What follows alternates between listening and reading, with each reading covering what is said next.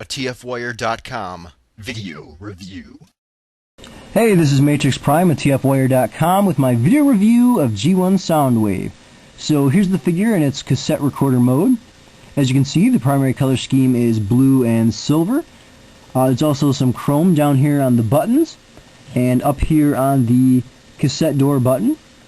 There's also some decals here on the sides of the speakers. There's a decal here for the recorder and battery light. There's a decal over here which says stereo micro cassette recorder. And we also have a decal down here at the bottom indicating the record and stop buttons. And lastly, there's also a decal here on the front of the cassette door itself. If we turn the figure around, we have the Takara stamp here on the back, and there's also a belt clip so that kids during the 80s, if they wanted to, they could attach it to their belt and role play. And if we turn the figure over here on the side, as you can see, there's a volume button there, and it doesn't actually turn. And there's a power switch over here, which doesn't actually slide. Okay, so let's open the cassette door here. Inside, you'll see that there's a cassette. And the cassette actually has factory applied decals.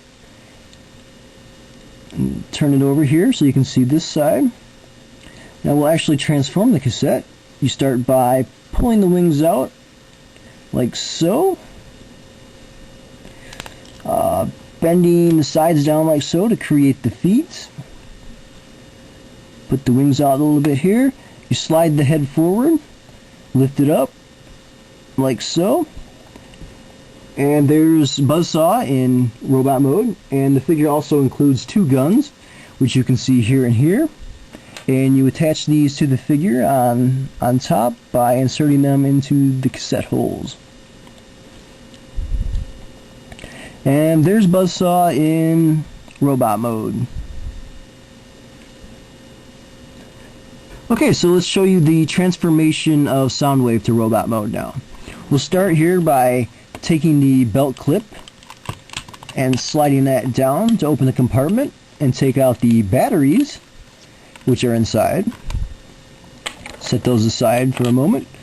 Put the cover back on here.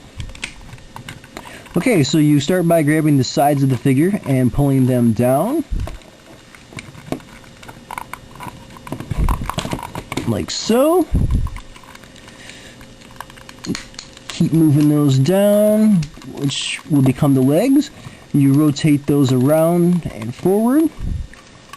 Then you flip the feet down, like so. Next you grab the arms, rotate them forward,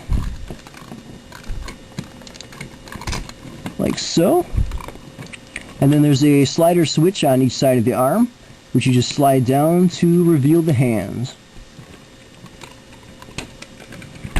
And lastly, you grab the head, pull it up, and rotate it forward. My figure is a little loose in the leg joint, so it does go forward a little bit. But there's the figure in robot mode. Okay, so the figure isn't complete without its weapons, so that's what the batteries are used for. You take this one here, and you can attach it to the right shoulder of the figure, like so. And this battery you can actually pull apart, and then you can take one of the included chrome missiles here and insert it into the gun, like so. Now there is a spring-loaded mechanism inside, but mine no longer works. So it originally fired, but as you can see, it doesn't any longer. Now you can place this in either hand of the figure, like so.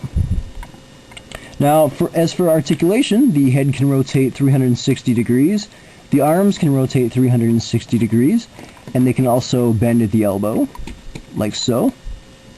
The legs can bend at the knee, and they can also rotate from side to side.